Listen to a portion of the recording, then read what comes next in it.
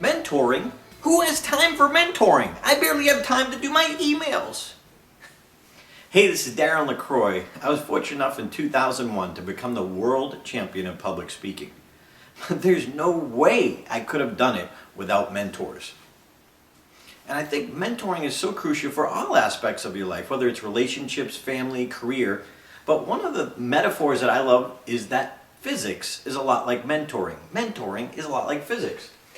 Physics in high school was one of my favorite classes. I was not good at any of the other ones, but for some reason this just came to me. And one of the things I remember most is vectors. And I think that shows what mentoring is about. A vector is an arrow.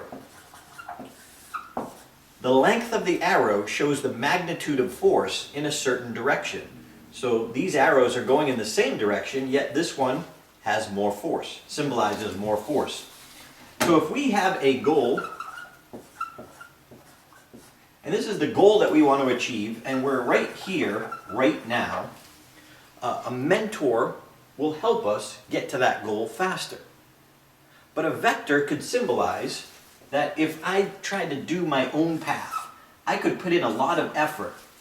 And what I actually achieve is a little bit of direction towards my goal, but also at the same time, a lot off track. So that vector symbolizes my effort. If I try and figure it out myself, I could put in a lot of effort, but it's not really headed to where my goal is. But, I might have made a little progress. Another scenario is that if you take the advice from somebody you think knows, but really is clueless about whatever it is you're trying to achieve, you can actually work really hard in the wrong direction. Now, you're not only off track that way, you're also even farther away from your goal than you first started. So now there might be something you have to unlearn or correct in order to even get back to where you are. Now, being a professional speaker and teaching other people speaking, one of the things that I noticed that is shining is that a lot of people who are in my class hear the exact same information, yet they make different progress towards the goal.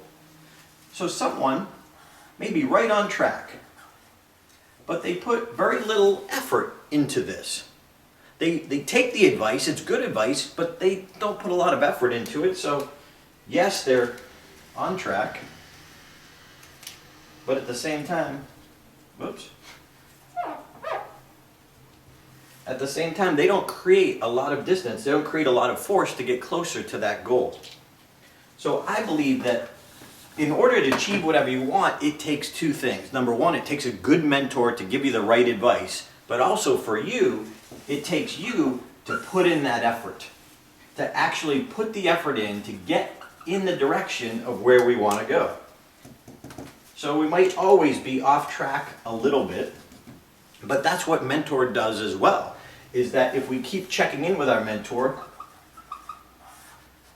they can help us correct our path.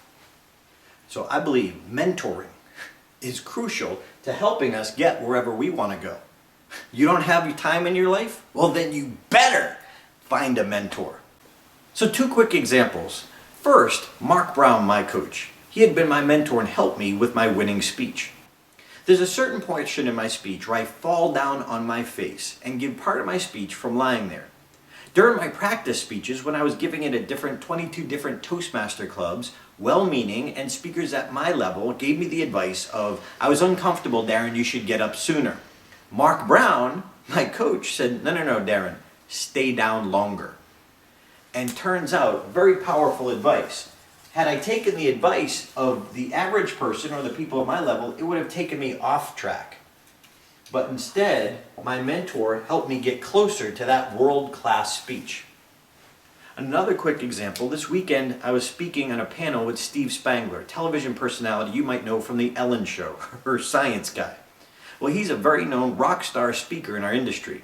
And he was asked the question about what should a new emerging speaker do for social media marketing. And he had this great advice where he said, actually, you shouldn't spend any time and energy and effort marketing with social media until first You master your speech. Why market something that isn't great?